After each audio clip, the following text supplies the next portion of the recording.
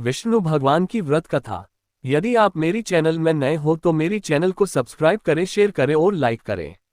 धन्यवाद। एक समय की बात है जब ऋषि मुनियों ने ये जानने का निर्णय लिया कि त्रिदेवों यानी ब्रह्मा, विष्णु और महेश में से सर्वश्रेष्ठ कौन है। इस बात का पता लगाने की जिम्मेदारी भृगु ऋषि को दी गई। भृगु ऋषि इस बात का पता लगाने के लिए सबसे पहले ब्रह्मा लोक गए और वहां पहुंचकर ब्रह्मा देव की परीक्षा लेने लगे। उन्होंने सीधे क्रोध में पूछा, आपने मुझे प्रणाम क्यों नहीं किया। ये सुनते ही ब्रह्मा देव को गुस्सा आ गया। उन्होंने झल्लाते हुए पूछा, क्या एक पुत्र अपने पिता से श्रेष्ठ हो गया है जो उसे मुझे प्रणाम करना होगा। ये सुनने के बाद भृगु ऋषि उनसे कहते हैं कि मैं तो आपकी परीक्षा ले रहा था और आप मुझ पर क्रोधित हो गए। इतना कहकर भृगु ऋषि वहां से सीधे कैलाश चले गए। वहां जाकर वो नंदी से कहते हैं कि मुझे शिव जी से मिलना है। नंदी ने ऋषि को जवाब देते हुए कहा, मैं भगवान शिव का ध्यान भंग नहीं कर सकता है। ऐसा करने पर भोलेनाथ क्रोधित होंगे। नंदी का जवाब सुनकर भृगु ऋषि खुद ही शिव जी के ध्यान को भंग कर देते हैं। शिव जी का ध्यान भंग होने पर वो भी गुस्सा करते हुए भृगु ऋषि को भस्म करने की बात कहते हैं। तभी माता पार्वती उन्हें रोकती है और ऋषि मुनि को क्षमा करने की प्रार्थना करती हैं। शिव जी के गुस्से को देखने के बाद भृगु ऋषि कैलाश से सीधे बैकुंठ चले जाते हैं।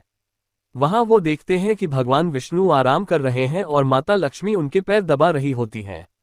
उसी वक्त भृगु ऋषि सीधे विष्णु भगवान की छाती पर पैर से प्रहार कर देते हैं। इस प्रहार से भगवान विष्णु की नींद खुल जाती है और वो भृगु ऋषि से प्यार से पूछते हैं, हे ऋषिवर, मेरे कठोर शरीर से कहीं आपके कोमल पैर को चोट तो नहीं लगी?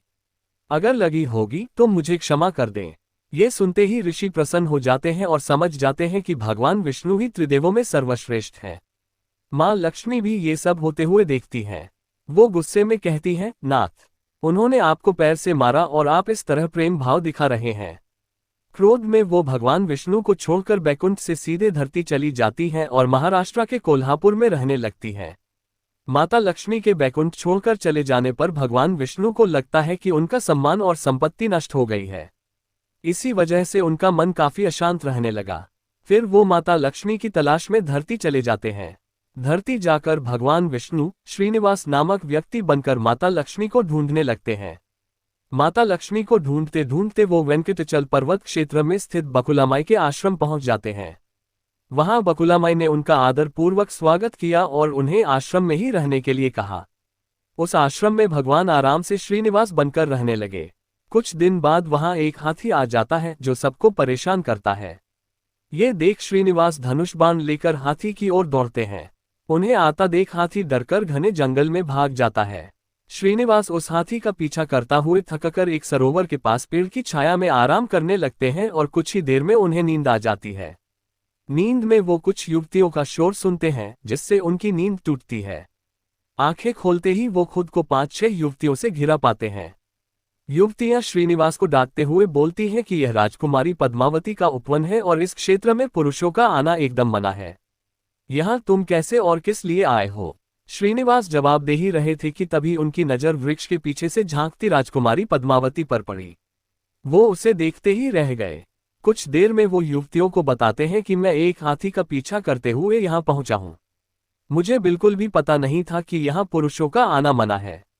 मुझे क्षमा कर दें। इतना कहकर वो बकुलामाई के आश्रम लौट जाते हैं। आश्रम लौटने के बाद श्रीनिवास का किसी भी काम में मन नहीं लगा। तब एक दिन बकुलामाई उनसे उनकी उदासी की वजह पूछती हैं। उदास होकर श्रीनिवास पद्मावती के बारे में उन्हें बताते हैं और कहते हैं कि मैं उसके बिना नहीं रह पाऊंगा। बकुलामाई उन्हें कहती है कि ऐसा सपना न देखिए जो पूरा न हो सके।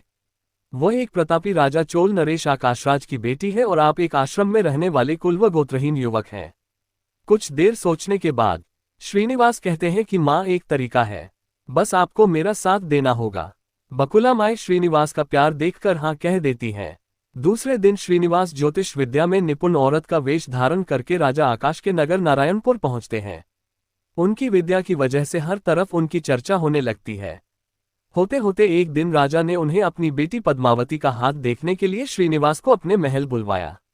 वहां पहुंचकर उन्होंने राजकुमारी के हाथों की रेखा देखी और कहा कि कुछ दिन पहले एक युवक से वन में तुम्हारी मुलाकात हुई होगी। पद्मावती ने जवाब में हाँ कहा। महिला बने श्रीनिवास ने कहा कि उसी युवक के साथ तुम्हारा विवाह होगा। तभी पद्मावती की मां धरना देवी उनसे पूछती है कि यह कैसे होगा। तब ज्योतिष औरत कहती है कि यह इसके भाग्य में लिखा है और ग्रह ये कहते हैं कि एक औरत उसके लिए आपकी बेटी का रिश्ता मांगने आएगी।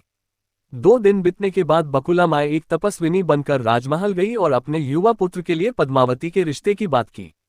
तभी राजा आकाश बकुला माई को पहचान जाते हैं और उनसे पूछते हैं कि वह युवक कौन है। बकुला माई उन्हें श्रीनिवास के बारे में बताते हुए कहती है कि वह चंद्रवंश में जन्मा हुआ लड़का है जो मेरे आश्रम में रहता है और मुझे मां मानता है। राजा उनकी बात सुनने के बाद बकुला माई से सोचने के लिए कुछ दिन मांगते हैं। फिर राजा ने अपने राजपुरोहित को बुलाकर इस बारे में चर्चा की।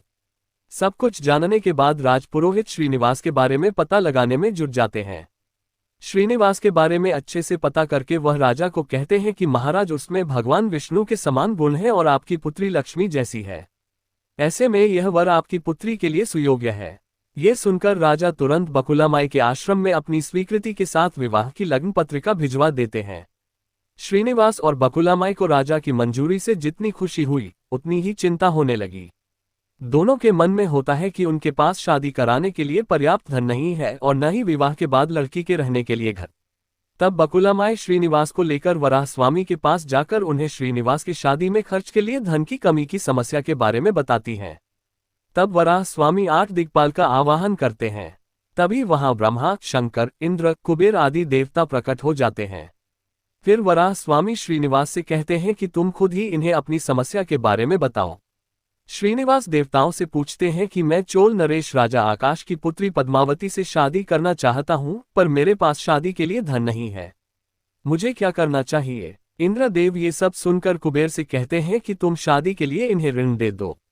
जवाब में कुबेर बोलते हैं कि मुझे ऋण देने में कोई परेशानी नहीं है, बस ये सुनिश्चित कर दीजिए कि मुझे धन वापस कब और किस तरह से मिलेगा।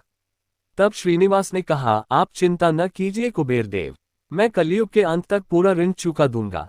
फिर कुबेर ने देवताओं को साक्षी रखकर श्रीनिवास को ऋण दे दिया। उन पैसों से वह पद्मावती से बड़े धूमधाम के साथ शादी करते हैं। तभी उनकी शादी की सूचना लेकर नारद जी कोल्हापुर पहुंच जाते हैं और मां लक्ष्मी को सारी बातें बता देते हैं। जैसे ही माता लक्ष्मी को पता चलता है कि विष्णु जी ने श्रीनिवास बनकर पद्मावती से शादी करके वेंकटाचल पर्वत पर रह रहे हैं तो वह उदास हो जाती है।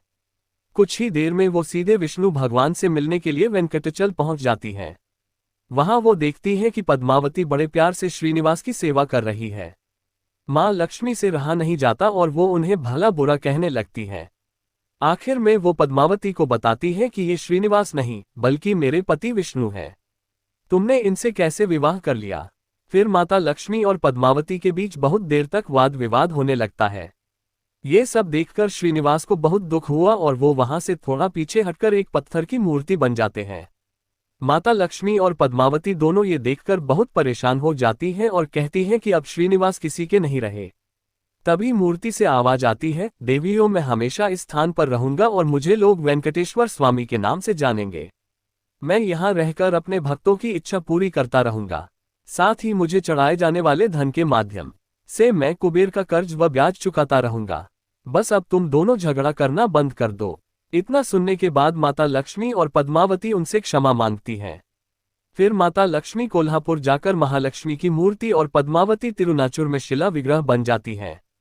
यही कारण है कि तिरुपति विराजमान वेंकटेश्वर स्वामी के दर्शन के लिए भक्तों से चंदन, धूप, फूल और मिठाई नहीं बल्कि धन लिया जाता है। कहानी से सीख। विष्णु भगवान की कथा से 2 सीख मिलती है। पहली यह कि विनम्र भाव से ही व्यक्ति श्रेष्ठ कहलाता है।